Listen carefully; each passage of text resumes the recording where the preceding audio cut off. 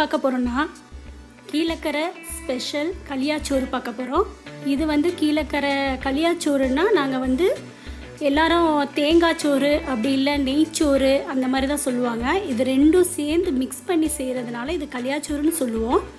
இது வந்து எங்கள் கீழக்கரையில் பொறுத்த வரைக்கும் கல்யாணத்து அன்னைக்கு வந்து இந்த டிஷ் வந்து ரொம்ப ஸ்பெஷலாக செய்கிறது. அதனால் இது பேர் வந்து kalyachoru. கல்யாணத்துக்கு செய்கிறனால இது kalyachoruன்னு சொல்லுவோம் நாங்கள். இப்போ நம்ம இந்த kalyachoru எப்படி செய்யலான்னு பார்க்கலாம். இப்போ இது நம்ம என்ன இன்க்ரீடியன்ட்ஸ் போட போகிறோம் அப்படின்னு சொல்லிட்டு பார்க்கலாம். ஃபஸ்ட்டு வந்து தேங்காய் 1.5 தேங்காய் எடுத்திருக்கேன். இதில் ஃபஸ்ட்டு பால், செகண்ட் பால், 3வது பால் எல்லா தேங்காய் பாலையுமே சேர்த்து மொத்தமாக எடுத்து வச்சுக்கோங்க. ஒரு கிளாஸ் வந்து இந்த பாருங்கள், இந்த கிளாஸ் அளவு பாருங்கள். இந்த கிளாஸ் அளவில் வந்து 3 கிளாஸ் அரிசி எடுத்திருக்கேன். இந்த பாலுக்கு இது 3 கிளாஸ் அரிசி. அதுக்கப்புறம் ஒரு பெரிய வெங்காயம் ஒன்று வெட்டி வச்சுருக்கேன். அப்புறம் உப்பு, இஞ்சி பூண்டு அரைச்சது கொஞ்சம், அதுக்கப்புறம் நெய்யும் எண்ணெயும் சேர்த்து எடுத்து வச்சுருக்கேன். அப்புறம் புதினா மல்லி அதை அரிஞ்சு வச்சுருக்கேன். இது கருவேப்பிலை, அப்புறம் ஏலக்காய், பட்டை, கிராம்பு, அன்னாசி பூ, இந்த 4 இதில் வச்சுருக்கேன். இது ரம்ப இலை. இது வந்து கீழக்கரை ஸ்பெஷல் இன்க்ரீடியன்ஸு. இது எல்லா கறி இதுலேயும் இது போடுவாங்க. kalyachoru, அப்புறம் வந்து கரியானம், வீட்டில் செய்கிற கரியானத்துக்கு கூட நாங்கள் இதை யூஸ் பண்ணுவோம். இது பெரிய ஸ்பெஷலான ஒரு இன்க்ரீடியன்ஸ். இது நல்ல ஃப்ளேவர் வரும். இதை யூஸ் பண்ணிக்கோங்க. இதை இதில் போட போகிறோம் நம்ம. இவ்வளோதான் நமக்கு தேவையான இன்க்ரீடியன்ஸ். சரி, நம்ம இப்போ வந்து எப்படி இதை பண்ணலாம் அப்படின்னு சொல்லிட்டு பார்க்கலாம்.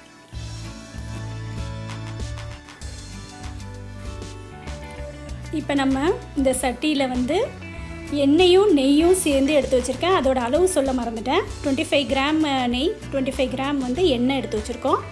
அதை ரெண்டையும் சேர்த்த மாதிரி அதில் ஊற்றிக்கோங்க. அதுக்கப்புறம் வந்து நம்ம ஸ்பைசஸ் வந்து எல்லாத்தையும் அப்படியே போட்டுடலாம். அந்த கிராம்பு, பட்டை, ஏலக்காய் எல்லாம் எடுத்து வச்சுருந்தோம்ல, அந்த ஸ்பைசஸ் எல்லாம் போட்டுருங்க ஃபுல்லாக அப்படியே.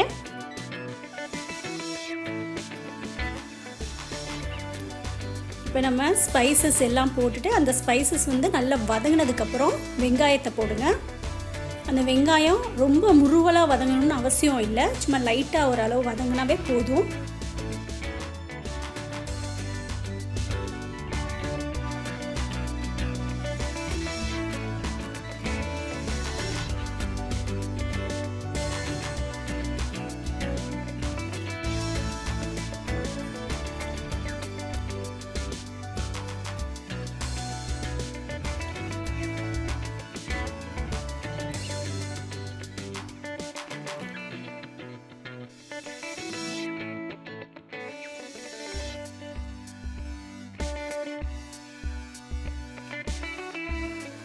அதுக்கப்புறம் நீங்கள் வந்து இஞ்சி பூண்டு அரைச்சது போட்டுடலாம்.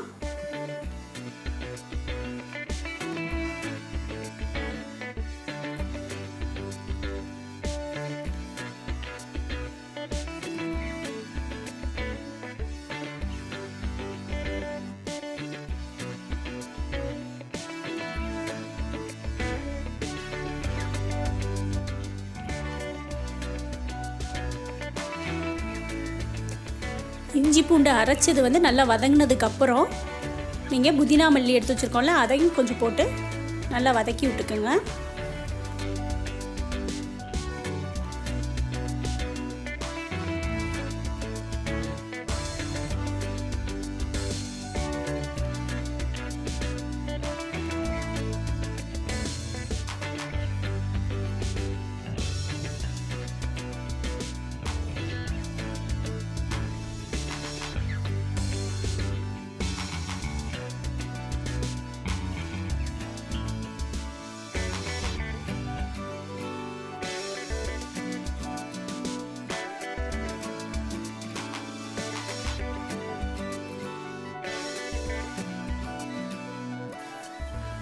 இப்போ நல்லா வதங்கினதுக்கப்புறம் நம்ம தேங்காய் பால் ஊற்ற போகிறோம்.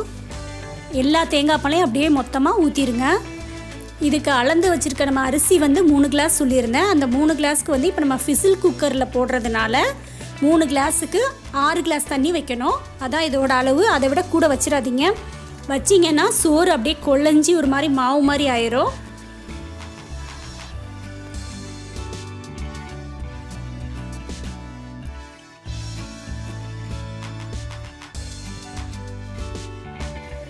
இப்போ நம்ம வந்து அரிசிக்கு தேவையான அளவு உப்பு போட்டுக்கோங்க. உப்பு போட்டதுக்கப்புறம் நல்லா கொஞ்சம் ஒரு கொதி வரட்டும். கொதி வந்ததுக்கப்புறம் தான் நம்ம அரிசியை களைஞ்சி வச்ச அரிசியை வந்து நம்ம அதில் போடணும்.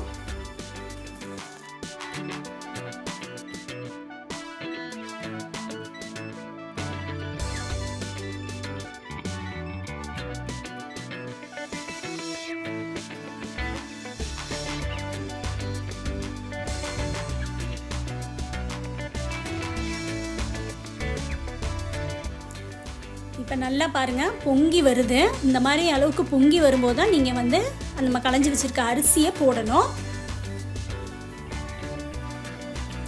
இதுக்கு நான் வந்து புழுங்கல் அரிசி, நம்ம எப்போவும் சாப்பாடுக்கு யூஸ் பண்ணுற புழுங்கல் அரிசியை தான் இதில் போடுறோம் நாங்கள். ஆனால் இதில் பாஸ்மதி ரைஸும் போடலாம். ஆனால் எங்கள் கலரி சாப்பாடு, கல்யாண சாப்பாடுக்கு வந்து நாங்கள் பாஸ்மதி ரைஸ் யூஸ் பண்ண மாட்டோம்.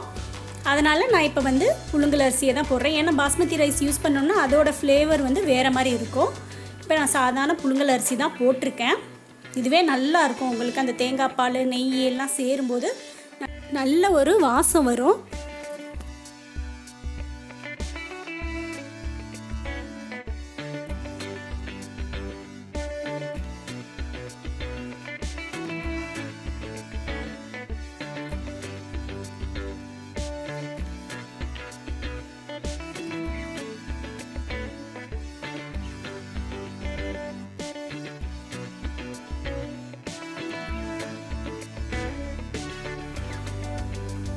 இப்போ நம்ம விசில் குக்கர் மூடிட்டு ஒரு 3 விசில் வந்து போடுங்க.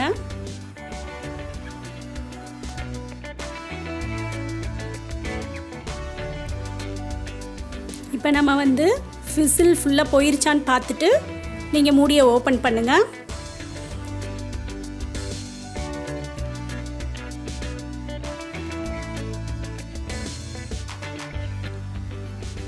இப்போ பாருங்கள், நம்ம அந்த மூடியை திறந்த உடனே நம்ம ஏற்கனவே போட்டிருக்க இன்க்ரீடியன்ட்ஸ் எல்லாமே வந்து மேலே அப்படியே ஃபுல்லாக நிற்கும். ஏன்னா இது விசில் குக்கர்னால அந்த மாதிரி நிற்கிது. இப்போ நம்ம அந்த ஆப்பையோட பின் சைடில் வச்சு நம்ம அப்படியே கிளறி விடலாம் ஃபுல்லாக. அப்போ தான் எல்லா சைடும் அந்த நெய், தேங்காய் பால் எல்லாமே அப்படியே வந்து ஃபுல்லாக எல்லாத்துலேயும் ஒரே மாதிரி ஈவனாக வரும். பார்த்து இது ரொம்ப சூடாக இருக்கும். சூடாக இருக்கும்போது மட்டும்தான் இது வந்து கிளறி விட முடியும். ஆறுனதுக்கப்புறம் இதை கிளற முடியாது. அதனால் நீங்கள் ஃபஸ்ட்டு சூடாக இருக்கும் போதே நல்லா கிளறிடுங்க. இதை ஸ்லோவாக பார்த்து கீழேருந்து மேலே வரைக்கும் கிளறி விடுங்க. அப்போ தான் ஒரே மாதிரி வரும்.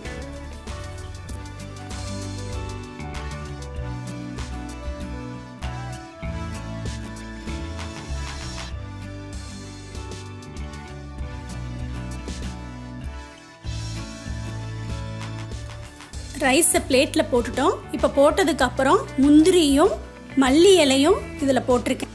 முந்திரி வந்து ஆப்ஷன் தான், உங்களுக்கு வேணும்னா போட்டுக்குங்க. சும்மா அழகுக்காக தான் அது போட்டிருக்குது.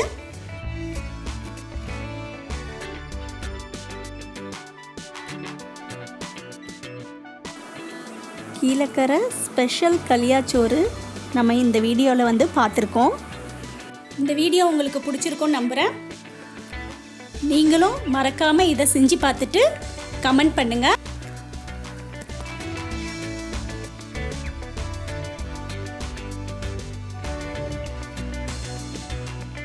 Until then, stay tuned with Toppytoo.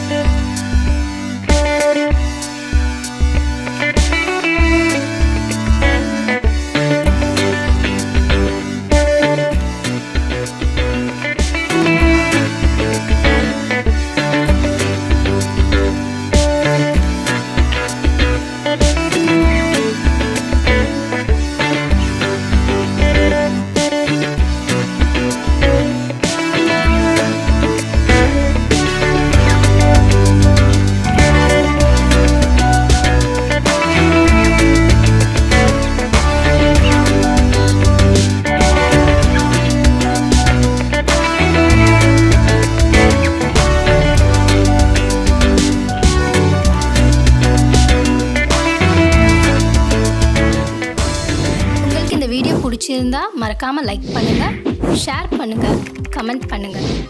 எங்கள் சேனலை சப்ஸ்கிரைப் பண்ணுங்கள்.